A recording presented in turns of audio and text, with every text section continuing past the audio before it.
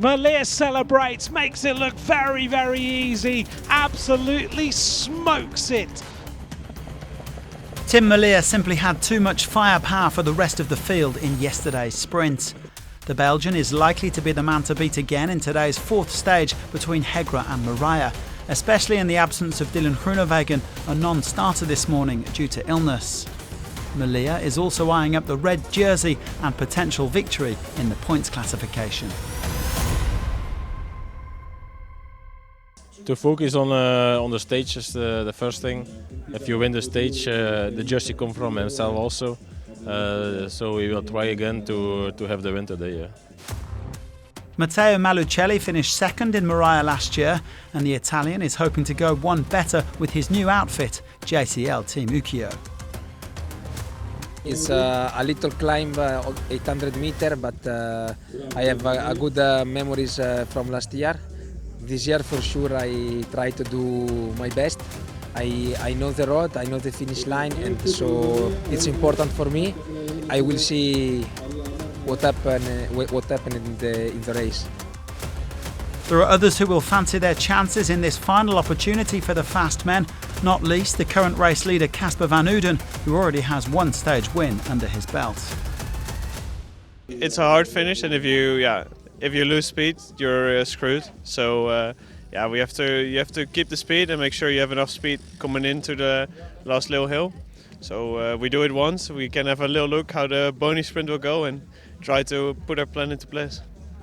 We raced through it last year, so I recognize it from last year. It looks beautiful, but I think I have to do some more research after the stage. Today's fourth stage will be a journey through the fascinating history of this region, as the riders not only set off from Hegra but ride past it twice during the day. Weather-wise, it was set to be a much easier day for the peloton, with warm temperatures and no wind to speak of. On paper, it's going to be a bunch sprint next to Moria, where an uphill drag will favour the punchier fast men. The peloton will get a first look at it when they cross the line at the bonus sprint, with around 30k to go.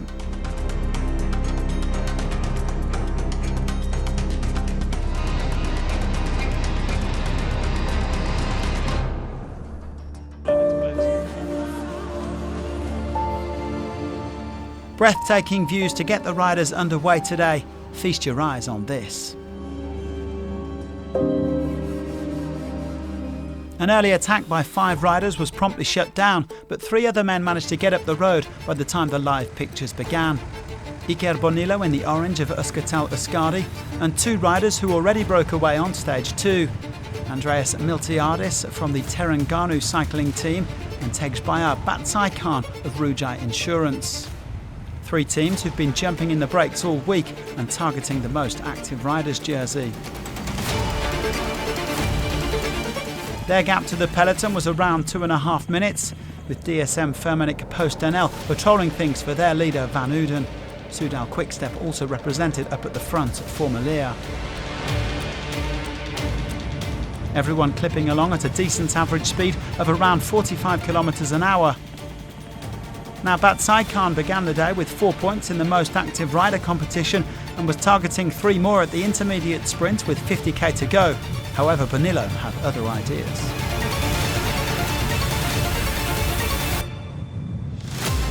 The peloton slowly chipping away at the brakes advantage as they approach Moria for the first time. You won't be surprised to hear that Moria means mirrors in Arabic. This remarkable concert venue is the largest mirrored building in the world. The break gearing up for the bonus sprint then, and Bonillo was fastest once again, taking 3 seconds and 3 more active rider points. The peloton wasn't far behind, and as Van Uden pointed out earlier, this was a chance to recce the finish and start thinking about sprint strategy. Well, meanwhile, Miltiadis had decided to go solo at the front. He is a 9-time champion of Cyprus in the individual time trial, so he definitely has an engine on him. The Terengganu man quickly pulling around 30 seconds clear. Bonillo and Batsaikan were soon swallowed up by the surging peloton, with DSM and Soudal Quickstep still on the front. So how long can one man hold off a 120 rider peloton?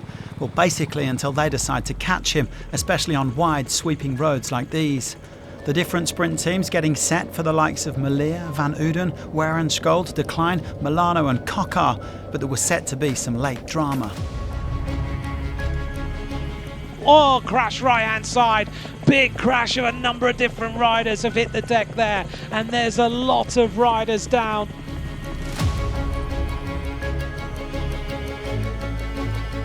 Henok Mulubraham was one of the riders to go down in that crash as the peloton caught up to Miltiadis.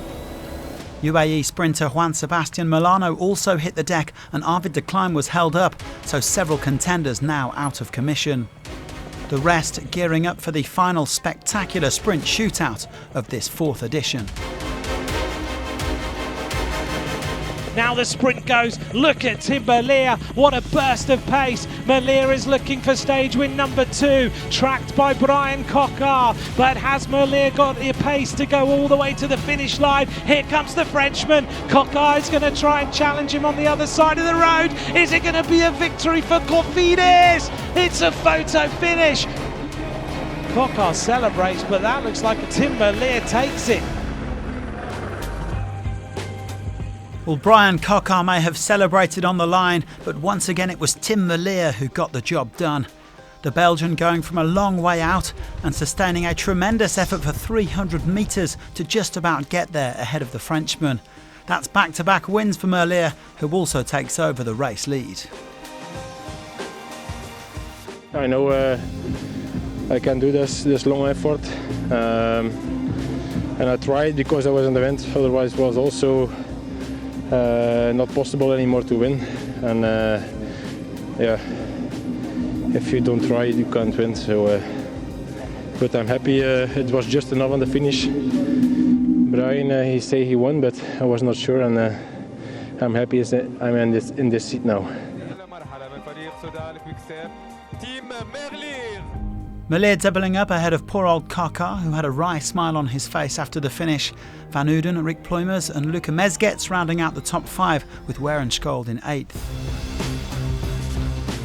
Melier goes top of the pile by 4 seconds from Van Uden, but the standings will be turned on their head tomorrow. Finn Fisher-Black and Davide Formolo are both inside the top 10, with Simon Yates also 27 seconds down in 15th. Melier is set to win the points classification after snaffling the red jersey from Van Uden. They're both on 39 points, but the Belgian leads thanks to his extra stage win. The only points available tomorrow are at the finish after the climb of Harat Awairid. Atsushi Oka reclaims the orange jersey after picking up a couple of points early in the day, but it's neck and neck. Batsai Khan is also on 8 points, with Polychronis Tsourtsakis on 7.